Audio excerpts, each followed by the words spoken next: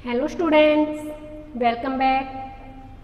आज हम lesson 2 we are not afraid to die if we can all be together. ये कहता है कि हम मरने से नहीं डरते यदि हम सब साथ चल सकते हैं, कि यदि हम इकट्ठे रहकर कोई काम करते हैं, यदि हम सब साथ हैं तो हम मरने से नहीं डरते, हम मरने से नहीं डरेंगे यदि हम सब साथ हैं तो ये हमारा लेसन है, लेसन 2 हॉर्नबिल बुक का। आज हम इसकी समरी रीड करेंगे। आपने लेसन को रीड कर लिया होगा। ये जो लेसन है वो एक समुद्री यात्रा के बारे में है, पूरे विश्व की एक समुद्री यात्रा करना, जो नैरेटर है इस स्टोरी में, उसकी फैमिली जिसमें उसकी पत्नी और उसके 2 बच्चे साथ रहते हैं, वो चारों एक प्लान करते हैं एक वर्ल्ड वॉयेज पर जाने का, जो कि 200 साल पहले जेम्स कुक ने की थी। उसी यात्रा को, उसकी डुप्लीकेट उसी यात्रा पर जाने का उन्होंने प्लान बनाया और वो इसके लिए अपनी एक स्पेशल जो बोट है वो तैयार करते हैं और उस बोट का नाम क्या है? Wave walker. वेव लहरें और वॉकर चलने वाली, कि जो लहरों पे चलने वाली ऐसी एक बोट उन्होंने अपनी तैयार की जिसके द्वारा वो अपनी यात्रा को पूरा करेंगे। ये जो वेव वॉकर थी, उनकी जो नाव थी, उसको उन्होंने बहुत ख़राब से ख़राब मौसम में समुद्र में चलाकर देखा और उन्होंने देखा कि ये हर मौसम में लहरों का, तूफानों का सामना करके आराम से चल सकती है। और उसके बाद उन्होंने अपनी यात्रा को स्टार्ट किया। उन्होंने 1,05,000 किलोमीटर तक की दूरी को आराम से कवर कर लिया, तय कर लिया। लेकिन उसके बाद जो आगे का भूमध्य सागर था उसमें जो लहरें थी वो बहुत ही भयानक थी और उनके लिए उसने वहाँ से 2 लोगों को अपने साथ लिया, जो 2 क्रूमैन थे, उनको अपने साथ लेकर वो आगे गई ताकि ये इनकी हेल्प कर सके। लेकिन जैसे ही वो 25 दिसंबर से और 1 जनवरी तक का जो हमारा न्यू ईयर डे है, तब तक वो मौसम था वो ऐसा ही रहा, ख़राब रहा, ज़्यादा अच्छा नहीं था। वो सोच रहे थे कि शायद मौसम धीरे धीरे कुछ चेंज आएगा, लेकिन वो कंटिन्यू क्रिसमस डे से और न्यू ईयर डे तक सेम रहता है। वो अपनी बोट पर ही क्रिसमस डे और न्यू ईयर डे मनाते हैं। उसके बाद 2 जनवरी को अचानक से जो मौसम है वो और भी ज़्यादा ख़राब हो जाता है। जो थंडर की तरह वो वेव, जो उनकी आवाज़ें हैं, लहरें हैं, उनका शोर एक गर्जना की तरह होता है जो बहुत ही डराने वाला था। और उसमें जो सागर में जब लहरें उठती है तो वो लहरें इतनी ऊंची थी कि जो उनकी हाइट थी वो 15 किलोमीटर तक की, 15 मीटर तक हाइट थी उनकी। और वो उनकी शिप जब एकदम से हाइट उन लहरों के ऊपर जाती और नीचे आती, कभी ऊपर अप एंड डाउन बार बार हो रही थी, जिससे वो सभी लोग इधर उधर बोट में गिर रहे थे। और जो पानी था वो भी उनकी बोट के अंदर चला गया था। वो बार बार पानी को बाहर निकाल रहे थे पंपिंग करते हुए। जो उनके 2 साथी थे, जो 2 क्रूमैन थे, वो भी बोट से पानी लगातार निकाल रहे थे। जो नैरेटर था उसका सर व्हील पर लगता है और उसके जो दांत है वो टूट जाते हैं, उसका मुंह खून से भर जाता है, लेकिन वो हिम्मत नहीं हारते। बट वो अपने आप ये सोचता है शायद कि अब मेरी जो मौत है, जो डेथ है वो निकट है, अब मैं मरने वाला हूँ। लेकिन तभी उसका बेटा आता है और वो कहता है कि you are the best dad in the world, कि तुम संसार में सबसे अच्छे डैडी हो और तुम एक बहुत ही अच्छे कैप्टन भी हो। और फिर वो कहते हैं कि ठीक है, हम सब साथ हैं, हमें कुछ नहीं होगा और देखना हम सुबह तक टापू पर पहुंच जाएंगे। वहाँ पास में ही एक टापू था। वो सोच रहे थे कि अगर हम इस टापू पर पहुंच गए तो हम आगे की यात्रा को आराम से कर सकते हैं। और धीरे धीरे क्या है, हवा शांत होती है, लहरें भी बंद हो जाती है और मौसम थोड़ा ठीक होता है। तो वो लोग शाम के 5 बजे तक उस टापू पर पहुंचते हैं। वहाँ पर जो भी लोग रह रहे थे, वहाँ पर 28 लोग थे जिन्होंने उनका अच्छे से स्वागत किया, उनके साथ अच्छे से सेलिब्रेट किया। तो आइए हम इसकी समरी को रीड करते हैं। Let's start. This is a story of extreme courage and skill exhibited by a family of 4।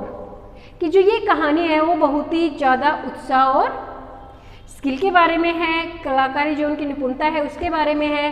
किसकी बातें हो रही है यहाँ पर? एक फैमिली, एक परिवार होता है जिसमें 4 लोग होते हैं। ये फैमिली किसकी थी?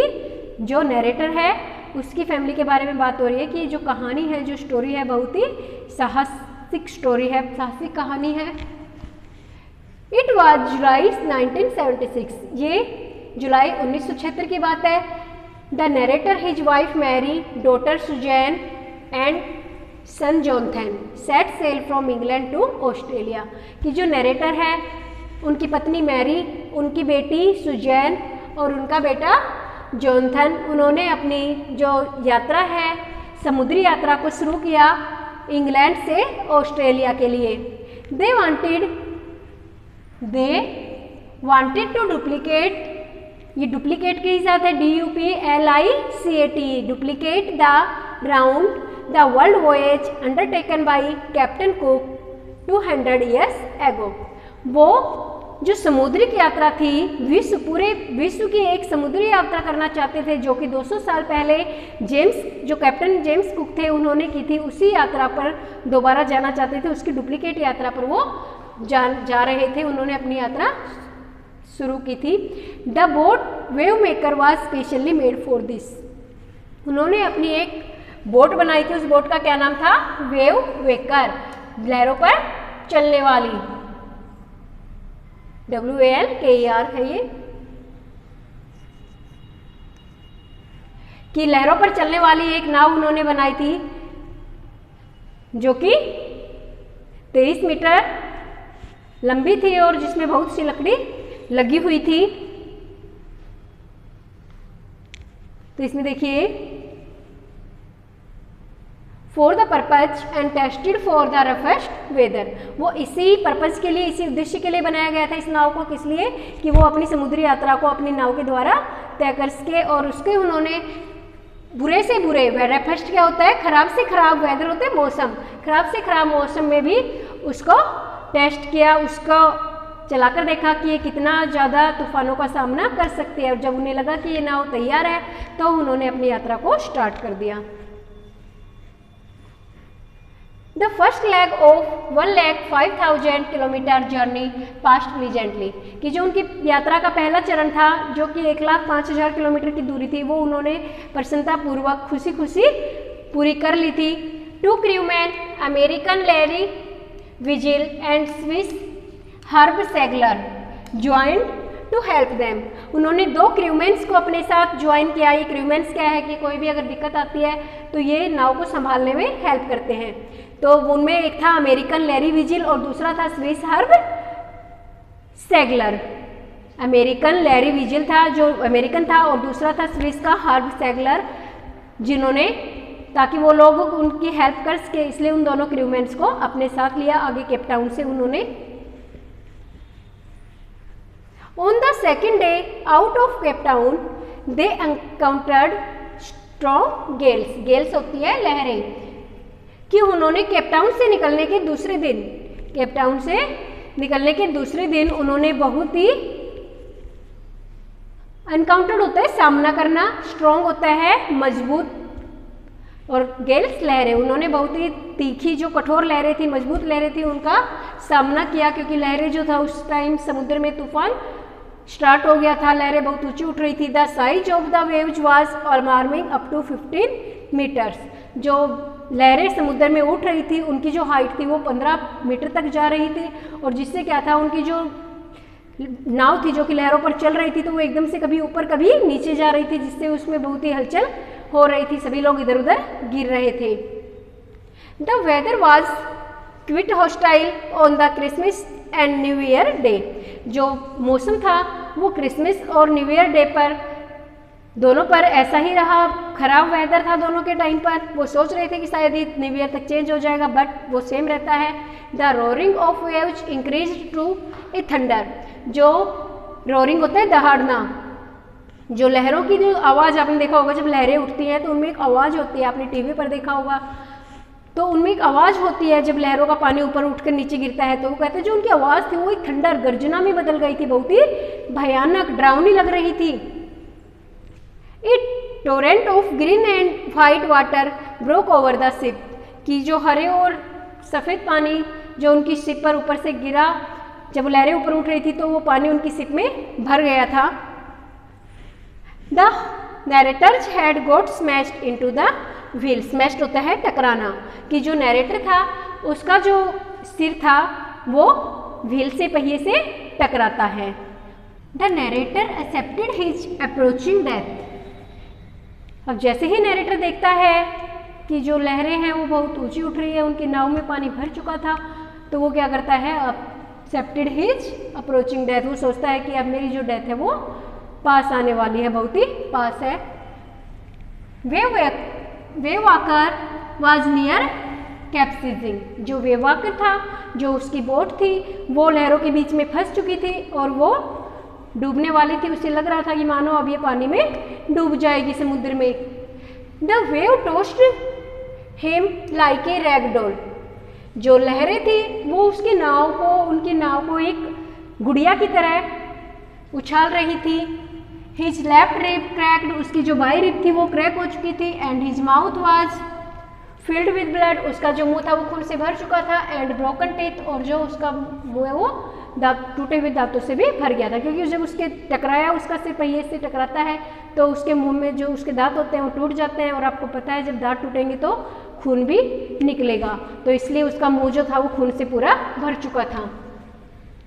Larry and Herb were pumping like madman. जो लैरी और हर्ब थे, जो कि क्रूमेंस थे, वो पानी को बाहर निकालने के लिए पागलों की तरह वर्क कर रहे थे। बाय द मॉर्निंग, सुबह तक, ऑन जर्नी 6 जनवरी की सुबह तक, द विंड ईज होता है शांत होना, की हवा जो थी वो शांत हो गई थी, तूफान बंद हो गया था। इफ दे वर लकी, यदि वो लकी होंगे, they could hope to see the island. यदि वो लकी थे तो वो कहते हैं कि यदि हम लकी होंगे तो हम सुबह तक we could see the island, हम द्वीप को, उस टापू को देख सकेंगे अबाउट 5 PM, 5 बजे तक, शाम को 5 बजे तक हम टापू को देख पाएंगे, हम टापू पर पहुंच पाएंगे। यदि हम लकी हुए, अगर हमने इसका सामना कर लिया और इस मुसीबत से बाहर निकले, तो हमारी जो बोट है वो इतने घंटे और आगे आराम से चल सकती है।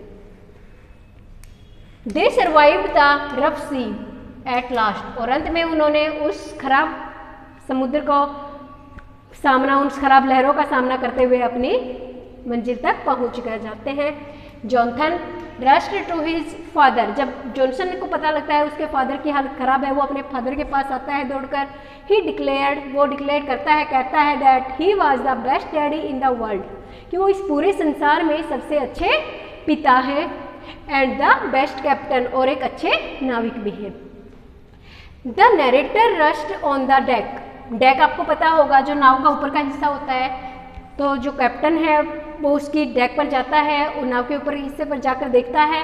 ही कुड सी, वो देख सकता था, द आइलैंड, जो आइलैंड था उसको देख सकता था। एम्स्टर्डम, जो आइलैंड था एम्स्टर्डम, जिस पे पहुंचने की वो उम्मीद लगाए बैठे थे कि अगर हम इस पर पहुंच गए तो हम आगे की जर्नी को फिर कर सकते हैं, तो वो उसे अपने आंखों के सामने देख सकता था। जस्ट बिफोर हिज आई, अपनी आंखों के सामने। द नेक्स्ट मॉर्निंग, अगली सुबह वो उस पर पहुंचते हैं। All 28 inhabitants of the island, उस आइलैंड के जो 28 लोग वहाँ पर जो भी रह रहे थे, वो सभी चीयर्ड देम, उनको खुश करते हैं, एंड हेल्प देम एज शोर, और वो उन्हें उनका स्वागत करते हैं। चीयर देम, उनका स्वागत करते हैं और उनकी हेल्प करते हैं, सहायता करते हैं। तो ये थी हमारी summary lesson 2, we are not afraid to die if we are together, कि हमें, यदि हम सब साथ हैं तो हम मरने से नहीं डरते। तो आप इस वीडियो की हेल्प से इस समरी को आप लर्न कीजिए और नोटबुक्स में कंप्लीट कीजिए। Thanks, have a nice day.